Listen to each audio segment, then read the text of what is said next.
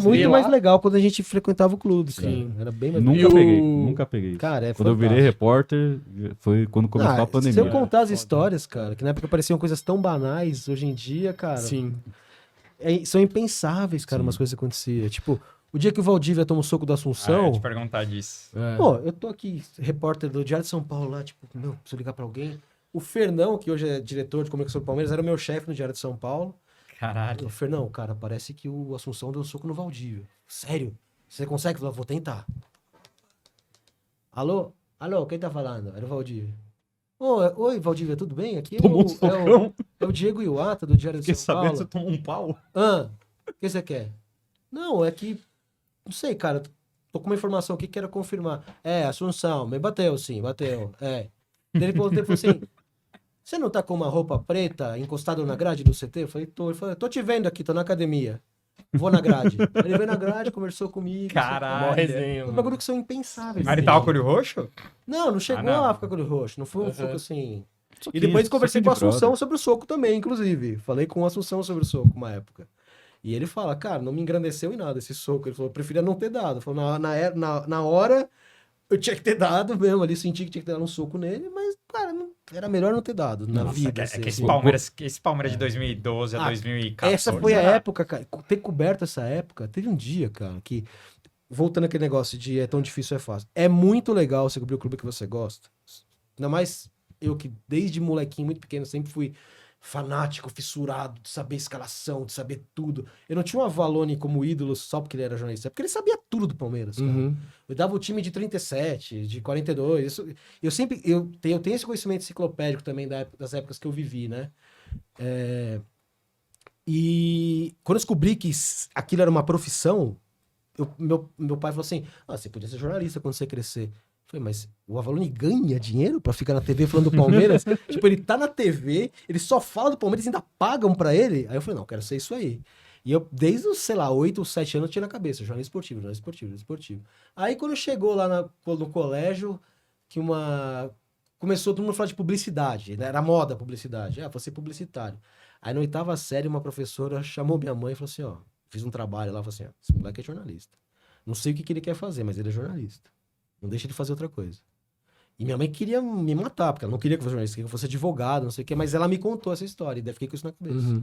Professora Leda, de História, da 8ª série. Cara. E de Geografia, aliás. A de História era da 7ª série.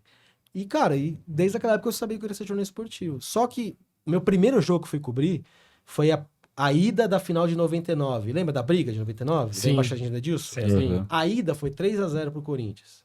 E no Morumbi.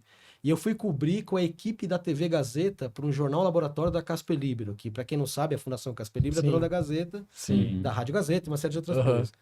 Gazeta Esportiva. E eu fui cobrir chamava Imprensa. É capaz que ainda tem esse jornal impresso dentro da Fundação Casper Libero. E qual que era a matéria? Acompanhar como é um dia de cobertura de final. Então, o Fernando Mazzini, amigo meu, que foi editor na Folha depois, foi com o Fernando Gavini e com o Vinícius Saponara cobrir o que a Gazeta Esportiva jornal, impresso, ia fazer. E eu fui acompanhar o Celso Cardoso e o Solera pra ver como é que a equipe de TV trabalhava esse dia. Mesmo não sendo ao vivo, eles faziam o jogo ao vivo. Raiz, hein? É que o Celso Cardoso tá lá ainda, né? Mas já Mas saiu. Saiu? Saiu. Nossa, ele era Eles faziam o jogo ao vivo, inclusive com entrada de repórter, tudo. Como se fosse ao vivo, pra depois transformar aquilo num VT. E, cara, eu fui ficando na cabine, porque aquilo foi me dando nervoso, cara. O Corinthians, 3-0 o Corinthians, eu saí da cabine e fui xingar lá embaixo no anel intermediário. Não sei o quê. Eu falei, cara, acho que eu não sirvo pra ser repórter esportivo, cara. Isso era 99. Pô, mas essa cobertura foi demais, porque eu desci no vestiário, você entrava dentro do vestiário. Então, pô, o Godoy tinha pitado mal. Cara, eu tô aqui tentando ver o do Godoy, olha pro lado, tá o Alex do meu lado, na ponta do pé também tentando ver. Eu peguei isso aqui, um gravador assim. Alex, você achou que o juiz interferiu? Já pus o gravador na boca do Alex. O Alex nem uma entrevista. Do lado aqui tava o Paulo César Oliveira tentando ouvir o que o Godoy tava falando também. Depois o César ia apitar o próximo jogo. Paulo César, como é que é a pressão de apitar? E nada disso ia em lugar nenhum. Porque eu tava só brincando de ser repórter, porque nada disso ia pra uma matéria que eu tava fazendo. Então, foi assim, era uma outra época, cara. E foi muito legal esse dia, foi muito legal. Mas eu falei, eu não tenho condição de ser repórter esportivo. Eu fui ser só em 2010. Já mais maduro, já Não, é... sabe o que Mas aconteceu? aí você pega a queda do Palmeiras, né? Mas sabe Idoso. quem fez eu ser, quem me permitiu ser repórter esportivo? Uma das pessoas que eu nunca vou perdoar na vida, que chama-se Carlos Eugênio Simon. Em 2009, aquele time do Palmeiras da derrocada, Sim. ele é roubado pelo Simon. Ele é, Sim. onde está? Qual que é a minha câmera? Aqui, ó, escanteio do Ele é Obina lá, né? roubado pelo Carlos Eugênio Simon. Roubado. O Palmeiras foi roubado por você, Simon. O Palmeiras é roubado por ele no escanteio, porque ele deu o escanteio errado, e ele põe pra bater, enfim. Ele anulou um gol que era do Palmeiras. Compensa o Cara, e aí, Obina. naquele dia eu fiquei tão nervoso, mas tão nervoso, porque aquele dia eu falei, o Palmeiras não vai mais ser campeão. Bateu um estalo. E eu tinha 29 anos. E eu fiquei tão nervoso, cara. Mas assim, tipo, muito. Tipo, você sente palpitação, assim, cara, de ver... Sabe quando começa a ficar tudo meio preto, assim? Eu falei, cara, acho que eu vou infartar. Eu tenho 29 anos. Eu sentei, respirei e falei, eu não posso deixar o futebol ser tão sério na minha vida assim, cara. Não pode ser o que define a minha existência, futebol. E aí, naquele dia, eu lembro que eu até fiz uma promessa. Falei pra várias pessoas que conheci, ó, a partir de hoje eu vou mudar com o futebol. O que for legal eu vou gostar, o que for ruim eu vou ficar puto, mas não vai acabar a minha vida por causa disso. Porque, cara, ficava uma semana deprimido. O Palmeiras perdeu, pô, parecia que tinha morrido um parente, sabe? Assim. Mas você encontrou com o Simon anos depois, não foi? Encontrei, cara. E Aí eu tô como na. foi? Pô, passou o tempo. Aí eu tô no Itaquerão, na fila do bandejão da Copa do Mundo de 2014. Cara, eu fiz todos os jogos do Itaquerão. Chegou um dado momento que eu tinha mais jogos do Itaquerão que o André Sanches. Porque eu tinha feito todos os jogos testes do Corinthians, que eu cobria Corinthians na época, e tinha feito todos da Copa do Mundo, e o Andrés não fez um ou outro da Copa do Mundo. Então, em determinado momento, eu tinha mais jogos que o Andrés no Itaquerão. Eu tô na fila, assim, e eu comecei a escutar um sotaque gaúcho, eu conhecia. Eu falei, cara, eu conheço esse sotaque. Eu olhei, era o Simon, cara. Eu olhei bem pra cara dele e falei, ah, não. E fui pro fim da fila, cara. Falei, não, eu não vou ficar perto desse cara, cara. Porque a raiva que me dá desse cara é... E aí, anos depois, fiz um texto pra ESPN relatando essa experiência. Eu era blogueiro da ESPN na época. Um projeto chamava ESPN FC. Uhum. Tinha o Leandro Yamin, Ah, o Yamin escrevia. tinha a Luana Maluf e tinha o Moncal, que hoje é da oposição do Palmeiras. Sim. E a gente tinha um grupo de WhatsApp nosso. A gente... Até hoje eu troco ideia com a Luana, com o Yamin, com o Moncal, muito porque começou ali. E eu escrevi esse texto contando essa história do Simon. O dia que Carlos Eugênio Simon mudou minha vida. Por quê? Porque naquela semana ele tinha confessado que tinha anulado o gol. De propósito. Tinha errado. Que ele tinha... Não, errado. errado. Tinha roubado. Ele Tinha roubado o gol do Palmeiras. Ele fez de propósito. E ele torce pro Fluminense, tem Não a tem outra foto palavra. da Ele bandeira do Fluminense na roubou sala o Palmeiras. dele. Não Roubou tem, o Palmeiras. Não tem outra coisa. Mano, cagou E eu no escrevi pau. esse texto, cara, e por muitos e muitos anos, porque eu fui trabalhar na ESPN em 18, muito depois disso, era o texto mais lido da história do site da ESPN. Caralho. Porque, cara, viralizou de um jeito, quando nem se falava em viral, aquilo viralizou. Sim. Porque, cara, ele era um relato muito honesto.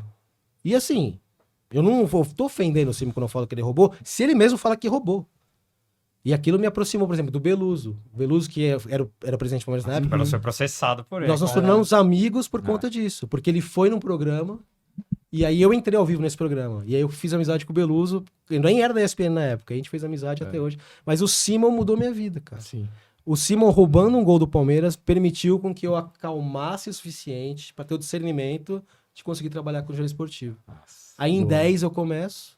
E aí, até hoje. Só que sabe onde eu encontrei o Simon uns tempo atrás? No velório do Antero Greco. Então, porque eles trabalham juntos. Então, eu cheguei a trabalhar junto com o Simon, né? Porque ele trabalha na ESPN, né? Cheguei a trabalhar com ele, cara.